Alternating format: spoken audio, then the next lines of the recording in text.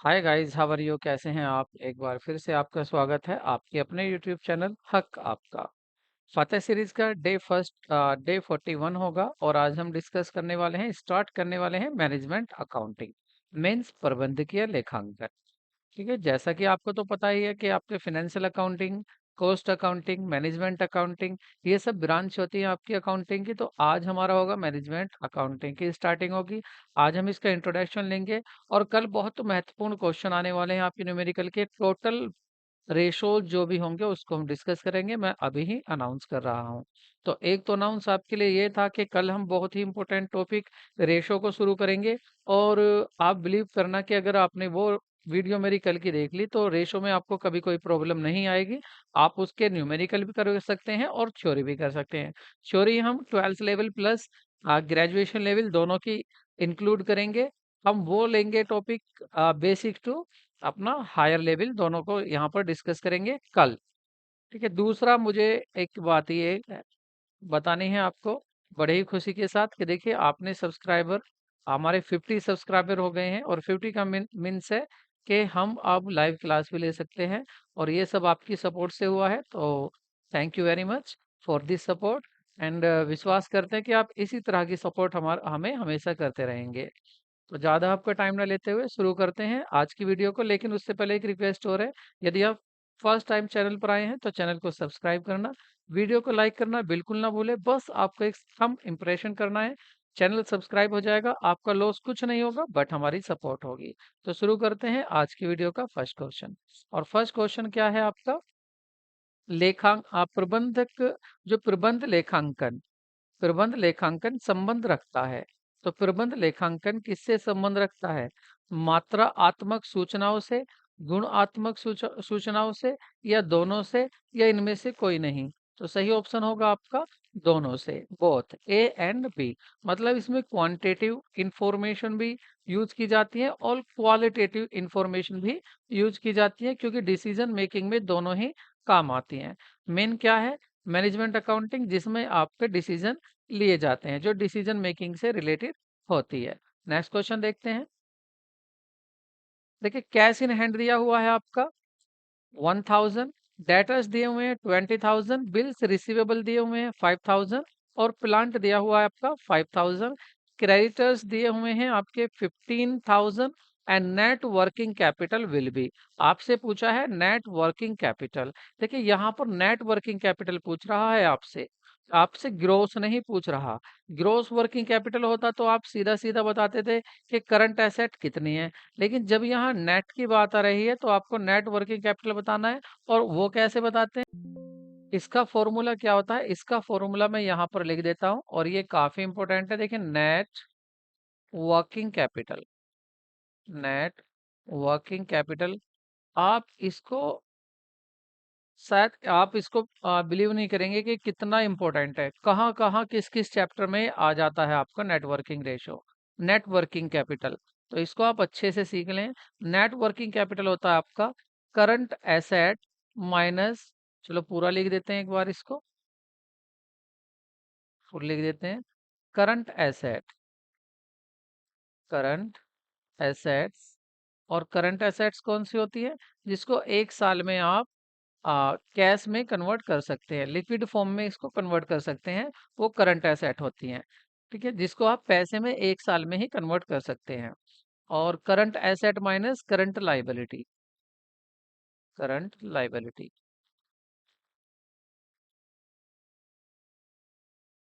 तो अब यहाँ पर आपको देखना है करंट एसेट कौन सी है और करंट लाइबिलिटी कौन सी है। देखिए कैश इन हैंड, ये क्या होता है? करंट एसेट होता है, हमारी संपत्ति है, तो ये क्या हो जाएगा आपका करंट एसेट। ठीक है, दूसरा आपके डेटर्स जो आपको पैसा देंगे ये भी क्या होंगे? ये भी आपकी करंट एसेट है, तो ये भी इंक्लूड हो जाएगा इसमें। प्लस इसको मैं यहाँ ब्रैकेट बना लेता हूँ, इसमें इंक्लूड कर लेता हूँ, माइनस इसको यहाँ इंक्लूड कर लूंगा करंट लाइबिलिटी को। ठीक है, तो 20,000 ये हुआ है, प्लस तो उसके बाद है बिल्स रिसीवेबल। आपको जहां से पैसे मिलेगा 5,000, तो इसको भी यहीं लिख लेते हैं 5,000। उसके बाद प्लस आगे आपका प्लांट। देखिए प्लांट क्या होता है? ये आपका नॉन करंट एसेट होता है, इसको आप एक साल में पैसे में कन्वर्ट नहीं कर सकते। ये बिजनेस में कई कई साल तक बना रहता है, तो इसको हम इंक्लूड नहीं करेंगे। उसके बाद आपके क्रेडिटर्स, मतलब जो आपसे पैसा लेंगे तो वो आपकी लाइबिलिटी हुई, तो इसको ले आते हैं लाइबिलिटी में। 15,000 क्या है आपकी, ये लाइबिलिटी हो जाएगी। ठीक है, तो 15,000 आपकी लाइबिलिटी हो गई और यहाँ कुछ बचा नहीं है, तो इसको देखते हैं। देखिए 1 और 20, 21, 21 एंड 5, 26, ये हो गया आपके 26। एक बार दोबारा चेक कर लें इसको, तो ये हो जाएगा आपका 25, 26,000। 26,000 तो हो गया आपका करंट एसेट और माइनस 15,000 हो गया आपका करंट लाइबिलिटी। ठीक है, तो आप इसको माइनस करेंगे तो कितना आ जाएगा आपका, 26 माइनस 15, तो 6 5 11,000। 11,000 आपका आंसर आ जाएगा। लेकिन यहाँ आंसर मैच नहीं कर रहा है। वजह क्या है, हमारी टीम ने एक मिस्टेक कर दी है। यहाँ पर आपका 1,000 नहीं है, ये है 10,000। ठीक है, ये क्या दिया हुआ है, 10,000 दिया हुआ था, जो कि उनसे बाई मिस्टेक लिख गया है 1,000। तो यहाँ पर कितना है, ये 10,000 है। अब आप देखिए 20 और 10, 30 और 35, तो ये होगा आपका 35,000। तो करंट एसेट का जो टोटल है वो होगा आपका 35,000। तो 35,000, 35,000। अब 35,000 में से आप माइनस करेंगे किसको, 15,000 को, तो ये बचेगा आपका 20,000। ठीक है, तो करेक्ट आंसर है आपका ऑप्शन बी, 20,000। याद रखना है, नेट वर्किंग कैपिटल क्या होती है, current asset upon current liability. ठीक है, करंट एसेट क्या होती है, जिसको एक साल में आपको पैसे में कन्वर्ट कर सकते हो, और ये होती है आपकी लाइबिलिटी जिसका आप पेमेंट करते हैं एक साल के अंदर ही। एक साल में इसलिए कह रहा हूँ, वैसे रियल तो सही तो ये होगा कि एक अकाउंटिंग साइकिल, और अकाउंटिंग साइकिल 12 मंथ्स का भी हो सकता है, 18 मंथ्स का भी हो सकता है, और आपका 6 मंथ का भी हो सकता है। लेकिन यूजली अक्सर जो लेते हैं वो सम क्या लेते हैं, हम 12 मंथ्स का लेते हैं, क्योंकि गवर्नमेंट जो फाइनेंशियल ईयर लेती है वो भी 12 ईयर का, 12 मंथ्स का ही लेती है, एक ईयर ही लेती है। तो मैंने इसलिए अकाउंटिंग साइकिल को यहाँ एक साल मानकर कह दिया कि एक साल में पैसे में कन्वर्ट कर लोगे वो करंट एसेट है। वैसे सही क्या होगा, अगर आप एक अकाउंटिंग साइकिल में लिक्विड में या पैसे में कन्वर्ट कर सकते हो एसेट को, तो उसको बोलेंगे आपकी करंट एसेट। नेक्स्ट क्वेश्चन देखते हैं। सकल कार्यशील पूंजी का अर्थ है ग्रोस वर्किंग कैपिटल। अभी मैं इस क्वेश्चन की बात कर रहा था और देखिए आ गया खुद ही। तो ये क्या होगा, कुल चालू संपत्तियां प्लस चालू दायित्व, या total current asset minus total current liability, या टोटल करंट एसेट्स, या नन ऑफ दीज। तो ये होगा आपका टोटल करंट एसेट। ठीक है, अगर ग्रोस की बात करें, अगर ग्रोस वर्किंग कैपिटल की बात हो, तो ये होता है टोटल करंट एसेट। ठीक है, टोटल करंट एसेट मतलब कुल चालू संपत्तियां। और यदि होता है यहाँ पर नेट, तो नेट आपने अभी फॉर्मूला देखा है, नेट कैपिटल, वर्किंग कैपिटल क्या होता है, नेट वर्किंग कैपिटल होता है आपका करंट एसेट, इसमें से माइनस कर दो करंट लाइबिलिटी। तो ये करंट लाइबिलिटी माइनस कर दोगे तो नेट आ जाता है, अदरवाइज ये ग्रोस में माइनस नहीं होता है करंट लाइबिलिटी। नेक्स्ट क्वेश्चन देखते हैं। Accounting for price level change is related. अगर प्राइस के लेवल में चेंज आता है तो उस अकाउंटिंग को आप कहाँ स्तरों में परिवर्तन आ रहा है, कीमत स्तर में परिवर्तन आ रहा है, तो कॉस्ट अकाउंटिंग में उसको लिखोगे आप, या फाइनेंशियल अकाउंटिंग में, मैनेजमेंट अकाउंटिंग में, या इन्फ्लेशन अकाउंटिंग में। तो सही होगा आपका इन्फ्लेशन अकाउंटिंग में। स्फीति लेखांकन, मुद्रास्फीति मतलब रेट बढ़ रहे हैं, तो उसमें आपका क्या आ जाएगा, डी ऑप्शन करेक्ट होगा। नेक्स्ट क्वेश्चन देखते हैं। देखिए नेक्स्ट में आपको दिया हुआ है, निम्नलिखित में से कौन सा संयोजन अप्राप्त कार्यशील पूंजी का परिणाम हो सकता है। तो ये कार्यशील पूंजी मतलब वर्किंग कैपिटल में चेंज करना। यहाँ पर क्या है, कह रहे हैं इनसफिशिएंट वर्किंग कैपिटल में किससे वर्किंग कैपिटल कम होगी।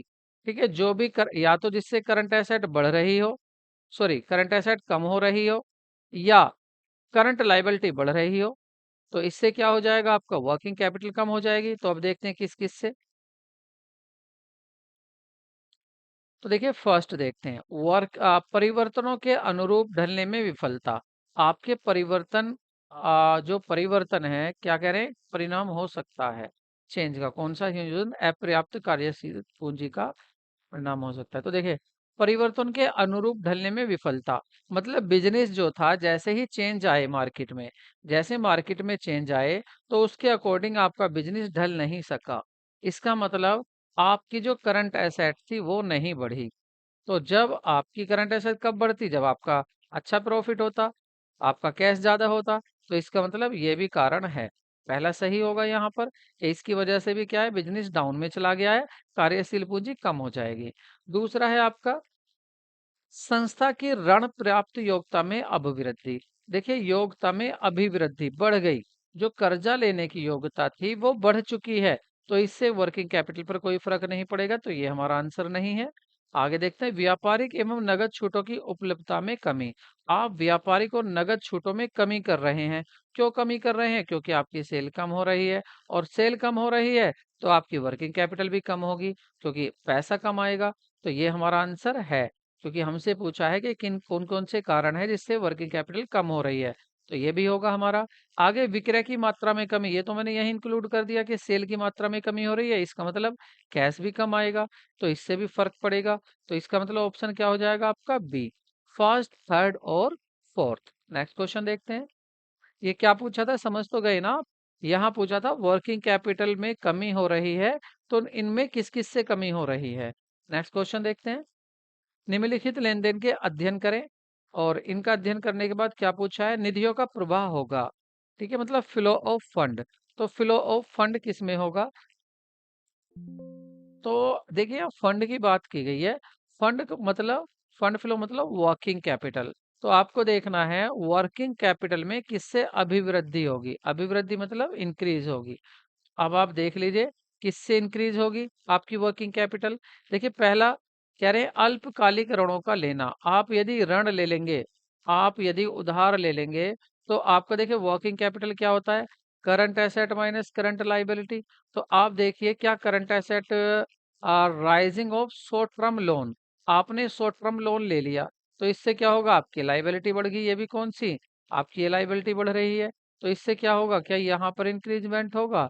ऐसा नहीं है, यहाँ पर इससे नहीं होगा। गुड्स परचेज फॉर कैश, अगर आपने गुड्स परचेज कर लिया कैश, तो क्या होगा? पैसा आपका चला जाएगा, इससे भी अभिवृद्धि नहीं होगी। आपने पेमेंट कर दिया है bonus in the form of share, share आपने दे दिए, इससे ना पैसा गया ना आया, तो इससे भी कोई फर्क नहीं पड़ रहा। इशू कर दिया आपने शेयर मटेरियल के बदले, तो आपका मटेरियल आ गया, और मटेरियल क्या होता है? ये आपका करंट एसेट होता है। ठीक है, इन्वेंट्री में आ जाता है। तो इन्वेंट्री बढ़ गई, इसका मतलब आपकी वर्किंग कैपिटल भी बढ़ गई। इसका मतलब डी ऑप्शन सही होगा, क्योंकि डी ऑप्शन से क्या हो रहा है? आपकी वर्किंग कैपिटल में वृद्धि हो रही है। नेक्स्ट क्वेश्चन देखते हैं। How is management accounting use? प्रबंधकीय लेखांकन का प्रयोग कैसे होता है? अनिवार्य होता है, ऐच्छिक होता है, या ओब्लिगेटरी होता है, आबंधन होता है, इनमें से कोई नहीं। तो सही ऑप्शन होगा आपका बी, ऑप्शनल होता है। चाहे आप प्रबंधकीय लेखन कीजिए या नहीं कीजिए, आपकी इच्छा पर डिपेंड करता है। नेक्स्ट क्वेश्चन देखते हैं। प्रबंधकीय लेखांकन, प्रबंधकीय लेखांकन और लागत लेखांकन के कार्य आपस में होते हैं, कंप्लीमेंट्री इन नेचर होते हैं, या आपके विरोधी होते हैं, या आपके प्रभाव के तटस्थ होते हैं, या वैधानिक होते हैं। तो ऑप्शन आपका सही होगा पहला, कॉम्प्लीमेंट्री होते हैं, एक दूसरे को कॉम्प्लीमेंट करते हैं। क्योंकि देखिए, डिसीजन, प्रबंधीय लेखांकन क्या करता है? डिसीजन लेता है, डिसीजन मेकिंग करता है। और डिसीजन तभी लिए जा सकते हैं जब वो अपने फिनेंशियल अकाउंटिंग को चेक करेगा, जो उसके फाइनेंशियल स्टेटमेंट बने हुए हैं। तो ये एक दूसरे के कॉम्प्लीमेंट्री हो जाते हैं। नेक्स्ट क्वेश्चन देखते हैं। Which of the following is not include in the classification of flow bye partition? निम्नलिखित में से कौन सा विभाजन के प्रवाह के वर्गीकरण में शामिल नहीं होता है? क्षैतिज, लंबवत या आरेखीय? तो इसका ऑप्शन होगा आपका अशाब्दिक। अशाब्दिक को हम शामिल नहीं करते हैं क्लासिफिकेशन में। किसके? The following is not classification of flow. Flow जो पार्टीशन का फ्लो है, उसमें हम क्लासिफिकेशन में अशाब्दिक को इंक्लूड नहीं करते हैं। नेक्स्ट क्वेश्चन देखते हैं। what is what is the another name of the management accounting? तो प्रबंधकीय लेखांकन का दूसरा नाम क्या है? लागत लेखांकन, परंपरागत लेखांकन, निर्णय लेखांकन या उपयुक्त में से कोई नहीं। तो ऑप्शन आपका सी सही होगा, जजमेंट अकाउंटिंग। इसमें आपके निर्णय लिए जाते हैं, डिसीजन मेकिंग होता है, तो इसको जजमेंट अकाउंटिंग या डिसीजन मेकिंग अकाउंटिंग भी कह देते हैं। ये भी आपको याद रखना है कि इसको क्या बोल देते हैं, डिसीजन मेकिंग अकाउंटिंग भी कह देते हैं। नेक्स्ट क्वेश्चन देखते हैं, निर्माण करें या खरीदें का निर्णय निम्नलिखित में से कौन ध्यान में नहीं रखा जाएगा। आपको ये देखना है कि किसी चीज को आप बनाकर बेचना चाहते हैं या उसको बनी बनाई खरीद कर बेच लेते हैं। तो निर्माण क्षमता का प्रभाव उपयोग, इसमें ध्यान रखा जाएगा, नहीं ध्यान रखा जाएगा। उत्पादन की परिवर्तनशीलता लागत, या आपका उत्पादन क्षेत्र द्वारा प्रयोग की गई प्रभावित क्षेत्र के किराए से आए, या अपरिवर्तित स्थिर लागत। तो जो फिक्स कॉस्ट है, इस फिक्स्ड कॉस्ट का आपको ध्यान नहीं रखा जाता है। यदि आप ये जानना चाह रहे हैं कि बनाएं या खरीदें, बना बनाया खरीद के बेचे, ट्रेडिंग करें या मैन्युफैक्चरिंग करें, तो उसमें इसका ध्यान नहीं रखा जाता है, ऑप्शन डी का। बाकी सबका ध्यान रखा जाता है, इसका भी ध्यान रखना है, इसका भी ध्यान रखना है, सभी का ध्यान रखना है, डी का ध्यान नहीं रखना। नेक्स्ट क्वेश्चन देखते हैं, व्यवसाय का अर्थ क्या होता है। वाणिज्य होता है, उद्योग होता है, व्यापारिक होता है, या वस्तुओं का क्रय और विक्रय होता है। देखिए, अगर इसके बारे में बात करें, बिजनेस की बात कर रहा है, और बिजनेस का जो पार्ट होते हैं, तो बिजनेस में क्या क्या होता है। अगर यहाँ पर हम देखें, जो हमारा बिजनेस है, तो बिजनेस के दो पार्ट बनाते हैं हम। एक हो जाता है आपका इंडस्ट्री, एक इंडस्ट्री हो जाता है, और दूसरा क्या हो जाता है आपका कॉमर्स। एक इंडस्ट्री होता है और एक कॉमर्स हो जाता है। और फिर कॉमर्स के इंडस्ट्री के भी टाइप हो जाते हैं, primary industry, secondary industry, tertiary industry. और यहाँ कॉमर्स के भी पार्ट हो जाते हैं।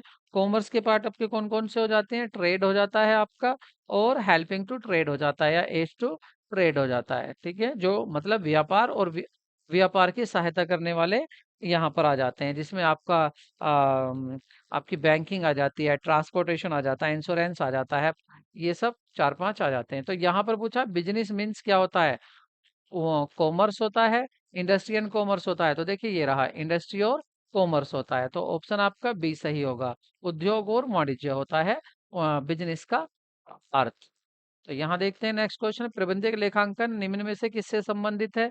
लेखांकन के आंकड़ों के प्रस्तुतिकरण से, लेखांकन के आंकड़ों के लिपिबद्ध करने से, या लागत आंकड़ों के लिपिबद्ध करने से, इनमें से सभी। तो ये इनमें से सभी होता है, आंकड़े लिखना हो, लागत के आंकड़े लिखना हो, सभी इसमें ध्यान रखा जाता है, और सभी आंकड़े यहाँ पर लिखे जाते हैं, डिसीजन मेकिंग के लिए जरूरी होते हैं।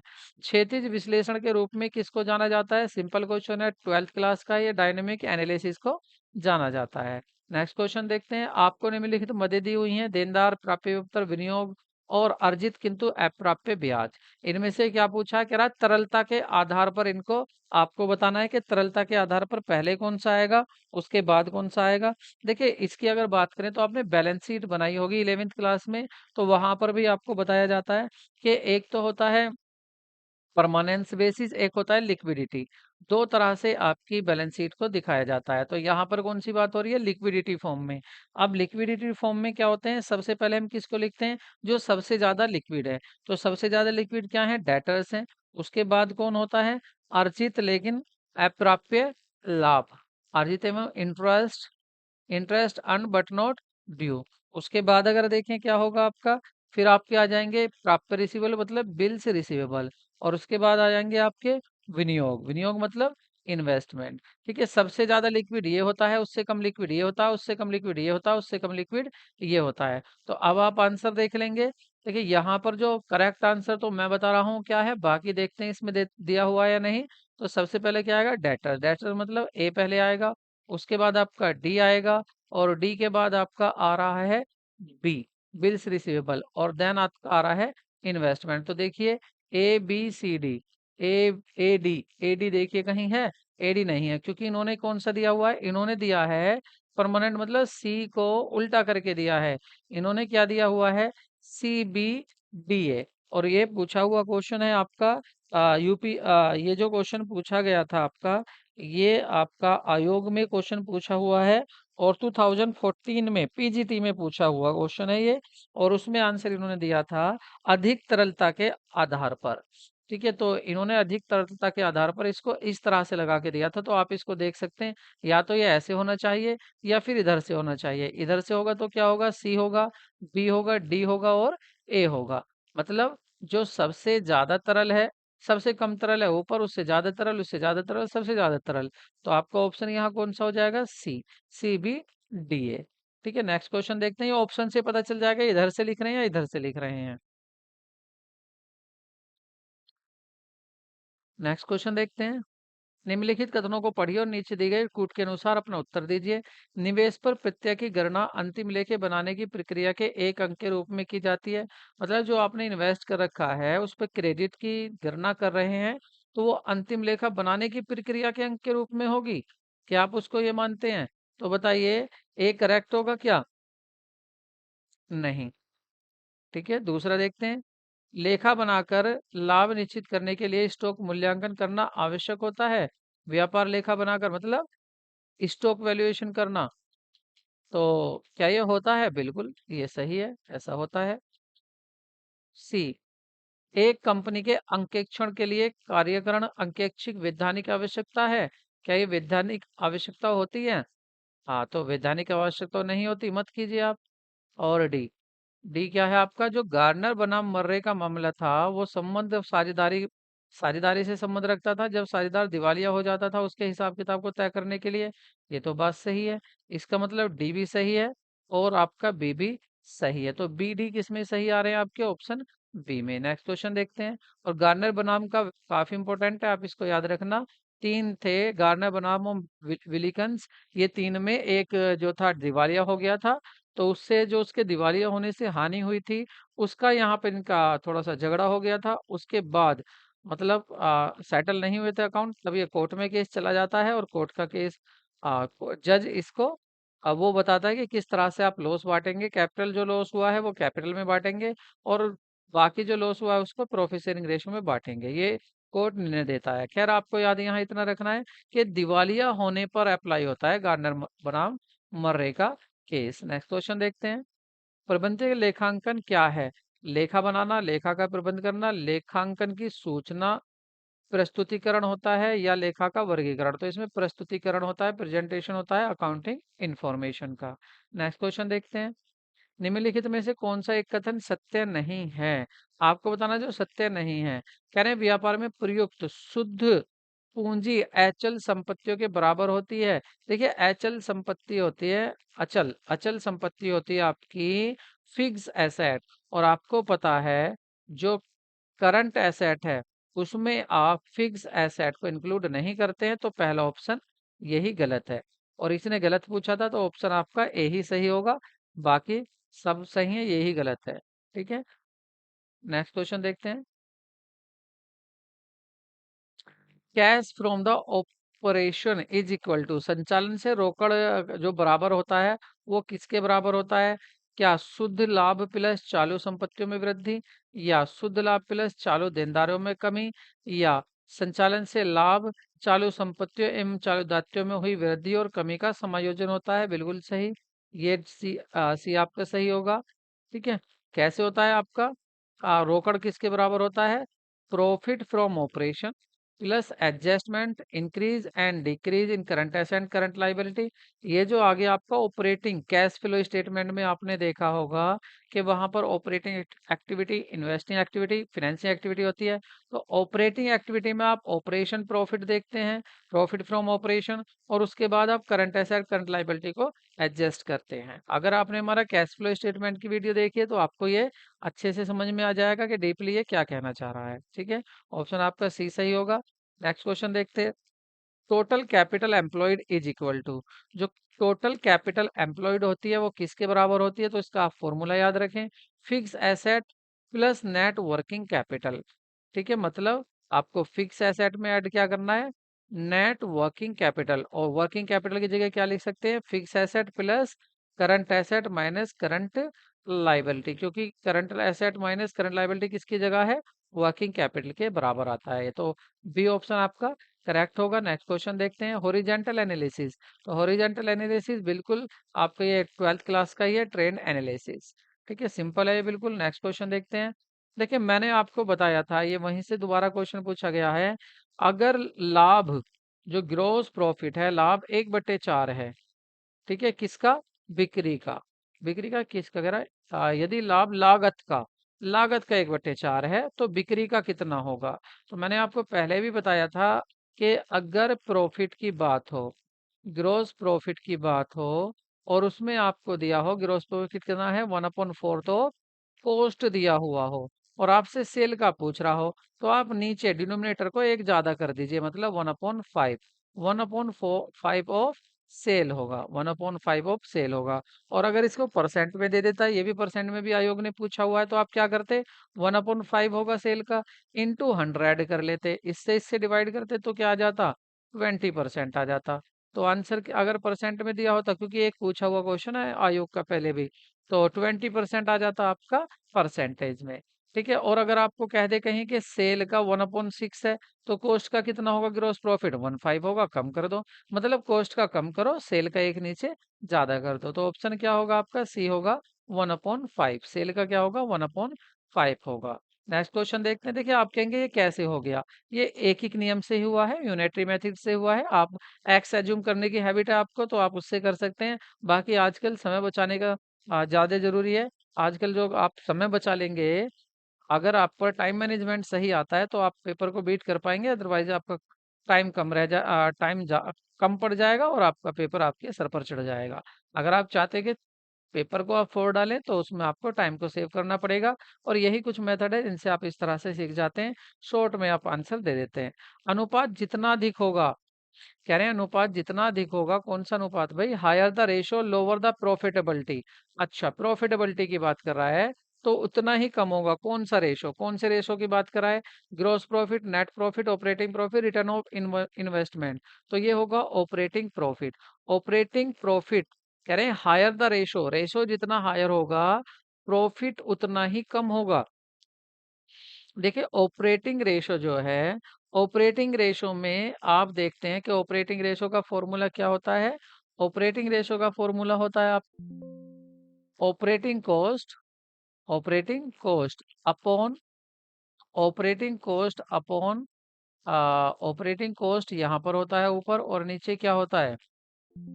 Net sale, net sales. तो यहाँ पर आप देखिए, अगर आपका ये ऑपरेटिंग कॉस्ट एक तरह से खर्चा तो है, अगर ये खर्चा बढ़ेगा, ऊपर ज्यादा होता है, तो इससे क्या होगा? रेशो और ज्यादा आएगा, जितना ऊपर आएगा इतना रेशो और ऊपर बढ़ते जाएगा। और अगर ये रेशो बढ़ रहा है, तो प्रॉफिट कम होता जाएगा, क्योंकि खर्चा ज्यादा हो रहा है।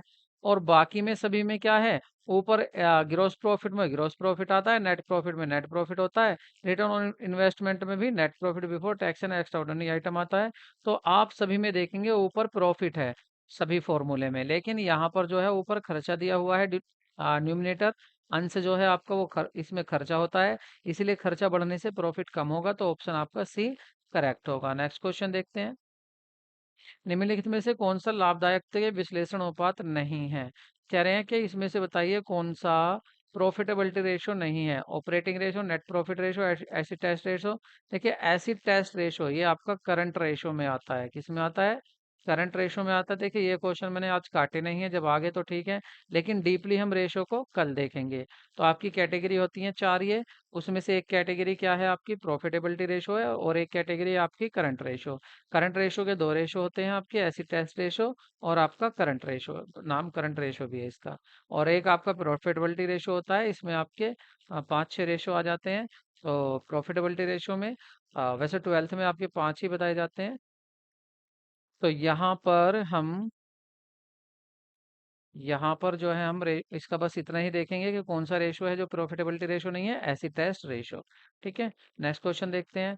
चालू अनुपात, करंट रेशो कौन सा है? करंट रेशो जो होता है वो बैलेंस शीट रेशो होता है, प्रॉफिटेबिलिटी रेशो होता है, या कंबाइंड रेशो होता है, इनकम रेशो होता है। तो ये होता है बैलेंस शीट रेशो।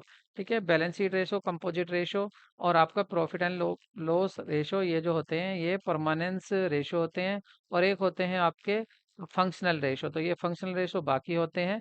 लेकिन यहाँ पर आपको इतना याद रखना है, करंट रेशो क्या है? करंट रेशो आपका बैलेंस शीट रेशो होता है, क्योंकि करंट रेशो का फॉर्मूला होता है current asset upon current liability. Current asset और लाइबिलिटी आपको कहाँ मिलेंगे? बैलेंस शीट में मिलेंगे, तो इसलिए इसको बैलेंस शीट रेशो कहते हैं। तो ऑप्शन आपका ए करेक्ट होगा। वीडियो को कमेंट करके बताएं कैसी लगी आपको। ये इंट्रोडक्शन था आपका मैनेजमेंट अकाउंटिंग का। कल रेशो को हम देखेंगे डीपली। तो मिलते हैं नए वीडियो में। Take care, bye bye.